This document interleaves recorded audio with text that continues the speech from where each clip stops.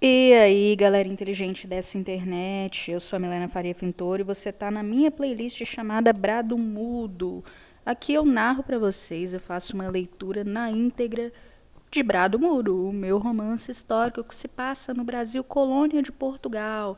Esse é o meu Girls Love, a minha novel, escrita em 2018, em que a gente acompanha a filha de donatário e escrava barra dama de companhia desenvolvendo um relacionamento amoroso em pleno século XVIII, XVII, na capitania de Pernambuco, numa vila fictícia chamada Itaruçu.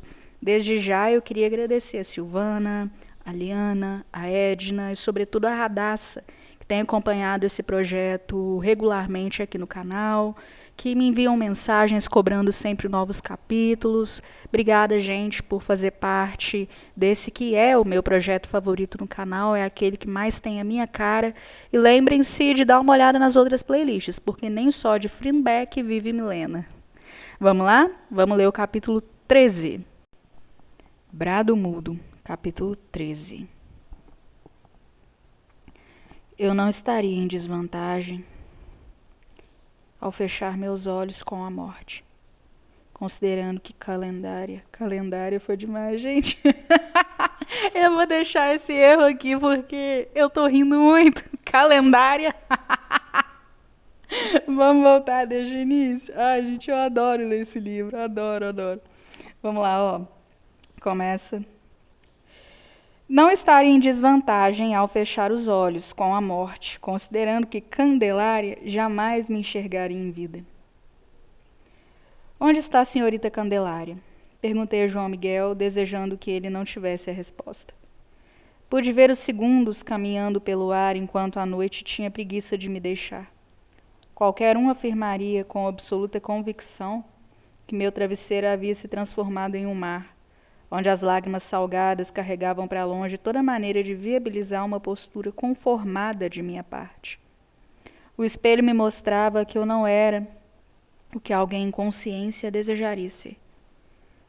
Por todo o tempo eu estive construindo uma vida pautada em futilidades, sorrisos falsos me cercavam enquanto meus olhos permaneciam sem foco. Eu vivia em escassez de sonhos, a realidade sempre pareceu demasiadamente árida. Seria assombroso se eu não dissesse que a culpa me atormentava a ponto de acarretar meu desprendimento da lucidez. Não mais havia arrependimento dentro de mim. A vulnerabilidade viera por completo diante da probabilidade de presentear meus lábios com os dela. Havia coisas que eu precisava mostrar a ela, usando do artifício de nossos corpos, pois não se tratava de algo que eu pudesse descrever. Deveria estar em sua companhia, ele me respondeu descendo do cavalo. Estava frio, nada suficientemente digno de ser comparado ao frio de Coimbra, claro. Mas desde minha chegada senti-me desfalecendo sob o sol da colônia. Porém, ao sair no pátio aquela manhã, ao encontro do asqueroso capataz, que montado, desprovido de chicotes nas mãos, esbravejava com os escravos em fila, me senti atravessada por uma brisa quase densa, um frescor desconfortável para as minhas poucas roupas. O dia havia nascido com péssimo humor, se compadecendo de mim. Bem sei que havia o João Miguel, insisti, ignorando. Sim, de fato, mas não porque eu tenha procurado por ela, respondeu, acariciando o rosto molhado do cavalo com um cuidado que me parecia no mínimo impossível de pertencê-lo. E onde ela está? Indaguei impaciente, cruzando os braços, sentindo-me arrepiar. Tinha absoluta convicção de que se cansaria daquela escrava, senhorita. Fez bem em mandá-la de volta às suas tarefas. Eu agradeceria se me dissesse onde ela está. Foi ela quem selou meu cavalo, senhora. Ainda cedo já estava no celeiro. Respirei aliviada, virando as costas, me apressando em partir em direção ao celeiro. Ela não se encorajaria a passar a noite em seu antigo quarto. O medo de João Miguel não permitiria. Mas a realidade era que ninguém além dele poderia me informar seu paradeiro. De uma maneira ou de outra, eu sempre estaria nas mãos de João Miguel. Trata-se sempre de um prazer ajudá-la. Ele aumentou seu tom para que eu pudesse ouvi-lo enquanto me afastava. Obrigações não são prazerosas, respondi-o. Ele sorria.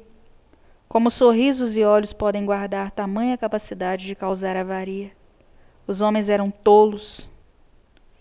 Minha existência não foi, e narrar isso não será suficiente para provar nada a eles. Porém, não sabem o poder que a beleza mantém para si.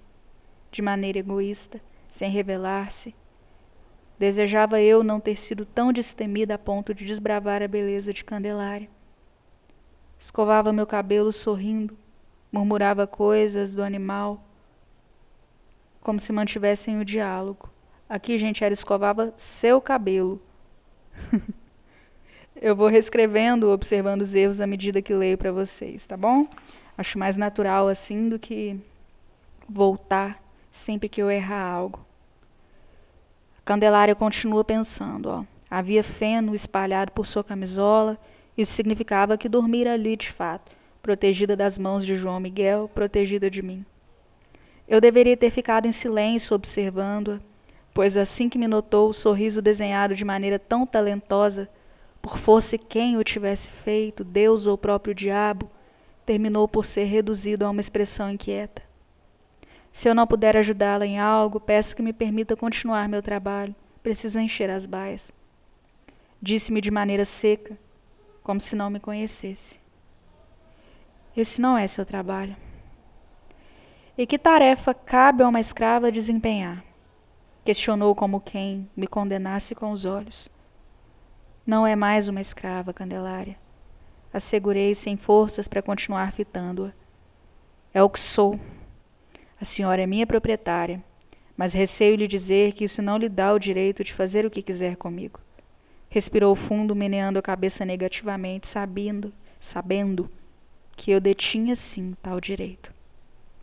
Na realidade, cabe à senhora tal direito. Mas em algum momento eu fui tola o bastante para pensar que fosse diferente. Os patrões são sempre iguais. Alguns marcam seus escravos na pele, outros no que carregam dentro do corpo, no peito. Perdida em meus desejos doentios, afogada em consciência inconsciente, o que eu chamava de vida poderia ser comparado a um cálice de veneno.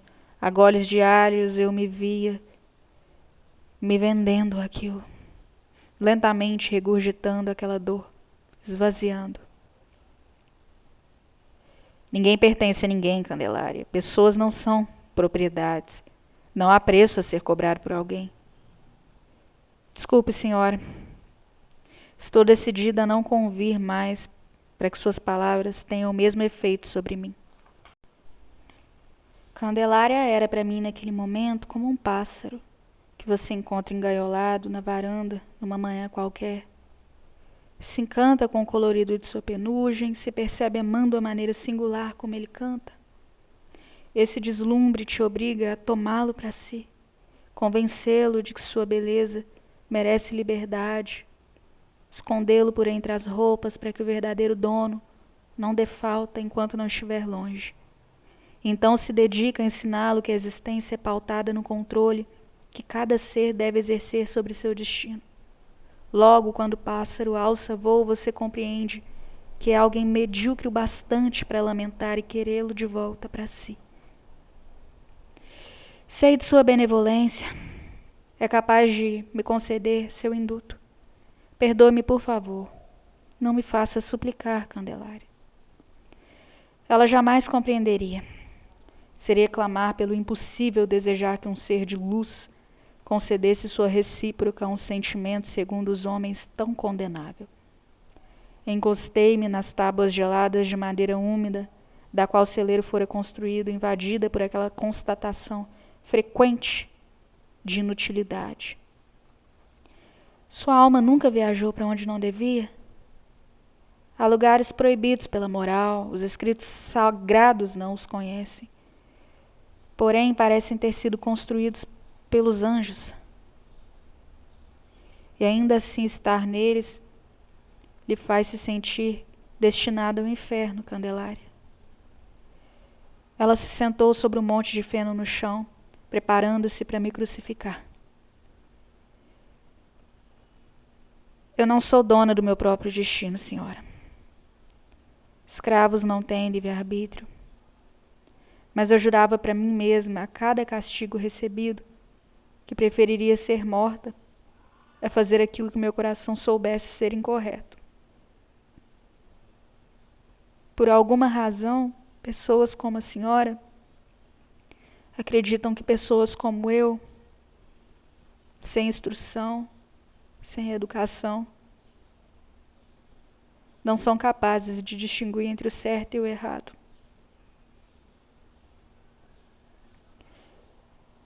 Eu estou pedindo que volte para a casa grande porque me acostumei à sua companhia, Candelária. Não há nenhuma outra razão certa ou errada para que eu a queira por perto. Menti, vagarosamente, sabendo que precisava tranquilizá-la. A senhora bem sabe que não posso fazer isso, então castigue-me como queira. Seu tom era de pesar, alternando o olhar entre mim e o chão de terra abaixo de nós. Era tão fácil amá-la, mas por que amá-la tinha de ser tão difícil? Era extremamente fácil me deleitar naquele desejo, fácil beber do amargo servido por ela e suas negativas, mas difícil me tornar escrava de uma fantasia que até então eu sabia que nunca sairia de meus sonhos para habitar essa realidade que insistia em nos manter distantes. Estou disposta a pedir que meu pai a deixe ir, que a alforrie. Desejo vê-la livre, ainda que eu defie em sua ausência, Candelário. Então faça a escolha que lhe convier. Obrigada por terem acompanhado até aqui, gente. Vamos para o capítulo 14. Se inscrevam e curtam o vídeo.